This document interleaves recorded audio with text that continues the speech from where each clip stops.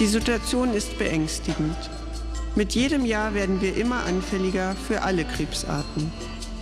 Es besteht eine unmittelbare Verbindung zwischen den immer größeren Mengen von Chemikalien und Zusatzstoffen in unseren Lebensmitteln und in den Wasservorräten und der zunehmenden Anzahl verschiedenster Krebserkrankungen. Die Methode von Dr. Ashkar ist bisher die einzige, die diese Chemikalien aus dem Organismus entfernt. Sie beseitigt die Ursache für Krebs.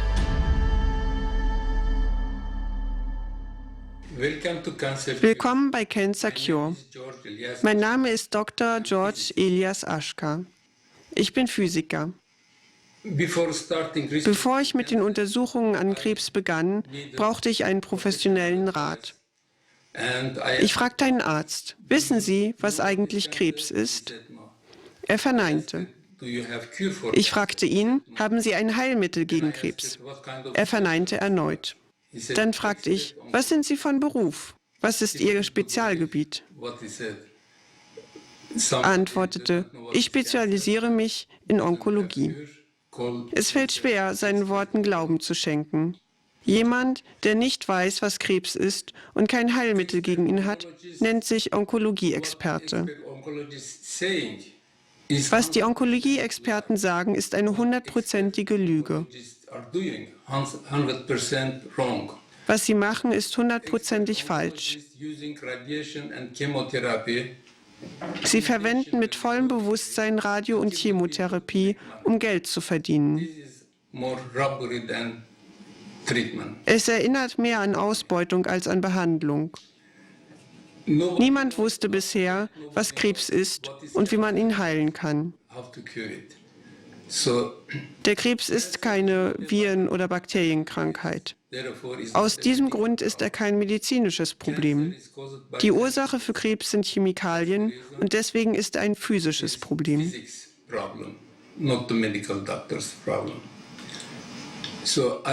Ich erkläre Ihnen, was genau Krebs ist und wie man ihn 100%ig heilen kann. Weil meine Englischkenntnisse und mein Akzent nicht die allerbesten sind, werde ich meine Krankenpflegerin bitten, Ihnen darzulegen, was ich mitteilen möchte. Bitte, hören Sie ihr zu. Die Krankheit beginnt, wenn eine Bakterie oder ein Virus den menschlichen Organismus angreifen. Sie fangen an, Zellen zu beschädigen. Bakterien führen zur gegebenen Krankheit. Die beschädigten Zellen verursachen dagegen, dass Krebssymptome erscheinen. Dadurch, dass die Bakterien Krankheiten hervorrufen, führt dessen Tötung zur Beseitigung der Krankheitsursache und somit zur Heilung. Wenn wir aber beschädigte Zellen zerstören, beseitigen wir lediglich die Krankheitssymptome. Die Krankheit selbst wird dadurch nicht geheilt, weil die Bakterien erhalten bleiben und diese weiterhin verursachen. Die Bakterien verwenden zerstörte Zellen als Nährmedium und vermehren sich bis zu einer gewissen kritischen Menge. Wann wird die Anzahl der zerstörten Zellen so groß sein, dass sie Symptome der Krankheit verursachen? Ähnlich nutzen die Viren die inneren Mechanismen einer Zelle aus, um sich zu einer Menge zu vervielfältigen, die das Erscheinen von Krankheitssymptomen genügt. Um die Krankheit zu heilen, muss man ihre Ursache beseitigen. In diesem Fall sind Bakterien und Viren die Ursache. Wenn man also die Bakterien und Viren beseitigt, wird die Krankheit geheilt. Wenn man aber nur die zerstörten Zellen beseitigt, so eliminiert man lediglich die Symptome, nicht aber die Krankheit. Der Krebs ist anders. Es ist keine Viren- oder Bakterienkrankheit. Aus diesem Grund ist Krebs kein medizinisches, sondern ein physisches Problem. Es ist eine Krankheit, die mit der chemischen Vergiftung verbunden ist, die durch Kanzerogene verursacht wird. Kanzerogen ist ein medizinischer Begriff. Es ist ein Krebserzeuger. Der größere Kreis stellt eine Zelle des menschlichen Organismus, der kleinere einen Betreuer dar. Wenn sie sich chemisch verbinden, verwandelt sich die Zelle in eine Krebszelle. Diese Verbindung kann jedoch nicht eigenständig erfolgen. Es muss sich ein Kanzerogen zeigen, um die chemische Reaktion zu initiieren und sich zu verbinden. Aufgrund deren Rolle, das heißt Auslösung der chemischen Reaktion, nannte ich die kanzerogene Initiatoren. Es ist das einzig richtige Modell der Krebskrankheit. Es gibt keine anderen Modelle, die alle Aspekte der Krebszellen berücksichtigen. Wie am Beispiel der Viren- und Bakterienkrankheiten festgestellt, muss man die Krebsursache beseitigen, um Krebs zu heilen. Leider versuchen Onkologen auf der ganzen Welt, die Krebszellen zu entfernen, was nur die Krankheitssymptome eliminiert und das eigentliche Problem nicht löst.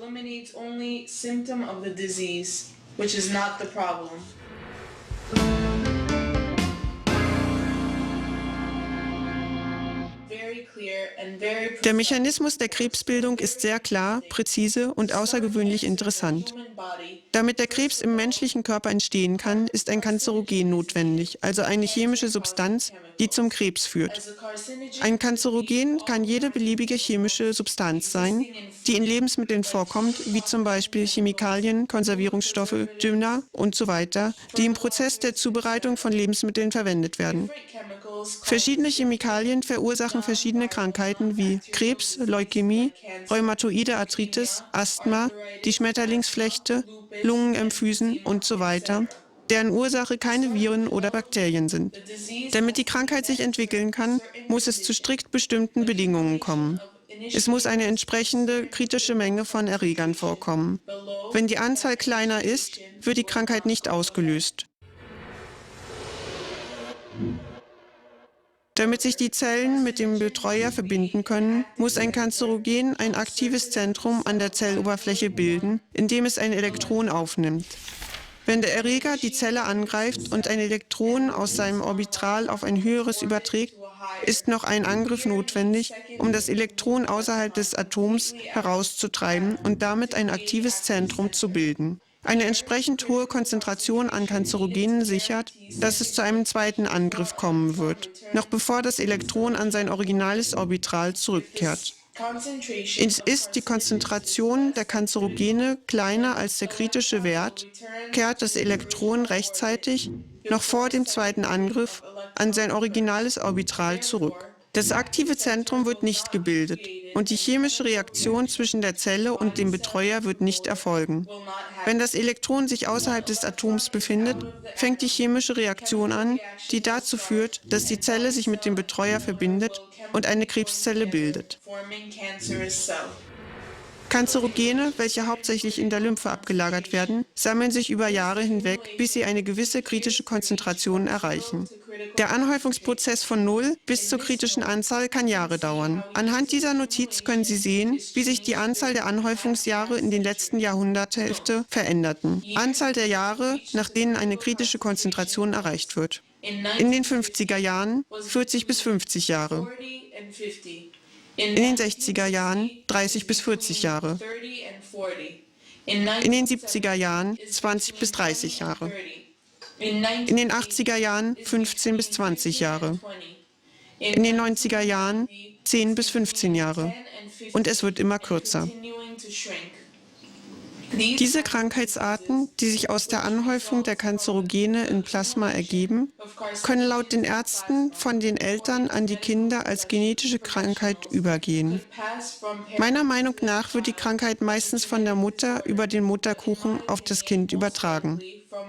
Genetik hat nichts mit Krankheiten zu tun, mit Ausnahme des physischen Baus des menschlichen Körpers. Der Übergang von Teilen der Initiatoren von der Mutter aufs Kind reduziert die Konzentration unterhalb der kritischen Menge. Die Mutter gewinnt daran, dass die Krankheit sich in der Zeit aufschiebt. Sie wird jedoch neu beginnen, wenn die entfernten Initiatoren sich erneut anhäufen werden, was Jahre dauern kann, abhängig davon, welche Mengen der Leibesfrucht übergeben wurden. Die Krankheit wird sich erst dann entwickeln, wenn die Konzentration der Initiatoren den kritischen Wert erreichen wird. Wenn sich die Mutter für mehrere Kinder entscheidet und jedes Mal Initiatoren übergeben werden, kann vielleicht nie die kritische Konzentration erreicht und somit die Krankheit nicht zugelassen werden. Leider wird das Kind dieser Mutter früher erkranken, als dies bei normalem Konzentrationstempo erfolgen würde. Es wird dadurch verursacht, dass das Kind bereits bei seiner Geburt eine gewisse Menge der Initiatoren besitzt und aus diesem Grunde weniger Zeit braucht für die Erreichung der kritischen Menge und Entwicklung der Krankheit. Es ist die Hauptursache von Krebsbildung bei Kindern und Jugendlichen. Es gibt viele Fälle, die dies bestätigen zu scheinen. Wenn die Mutter, nicht der Vater Krebs, Schmetterlingsflechte oder rheumatoide Arthritis hatte, besteht große Wahrscheinlichkeit, dass sich beim Kind die Erkrankungen bilden, welche zuerst eine latente Form haben und sich erst dann mit Erreichung der kritischen Konzentration zeigen.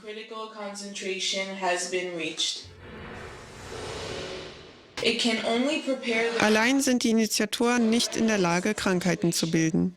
Sie können nur den Körper für den zweiten Faktor, den Betreuer, vorbereiten, der die Entwicklung der Krankheit startet. Ansonsten würden die Initiatoren für immer latent bleiben. Jeder Initiatortyp ist jeweils für die Entwicklung einer Krankheit zuständig, wie Krebs, Schmetterlingsflechte, rheumatoide Arthritis, Asthma und so weiter. Dagegen bleibt der Betreuer bei jeder Krankheit der gleiche, unabhängig vom Initiatortyp. Fragmente der zerstörten Zellen und freie Radikale sind Betreuer für Krankheiten der Körperzellen. Betreuerzellenfragmente werden im Körper auf natürliche Weise bei solchen Situationen wie Stress, Angst, Hoffnungslosigkeit, Gram usw. produziert. Die nächste künstliche Ursache für die Herausbildung von Betreuern kann die Zerstörung der Körperzellen infolge von Röntgenstrahlung, radioaktiven Stoffen oder Chemikalien sein, wie zum Beispiel diese, die bei Chemotherapie zur Zerstörung von Krebszellen angewendet werden. Es kann aber auch gesunde Zellen zerstören. Mit anderen Worten, jede Situation oder Sache, auch Mikroorganismen und Viren, die imstande sind, Körperzellen für Fragmente zu zersetzen, kann als Erzeuger der Betreuer klassifiziert werden, die die Initiatoren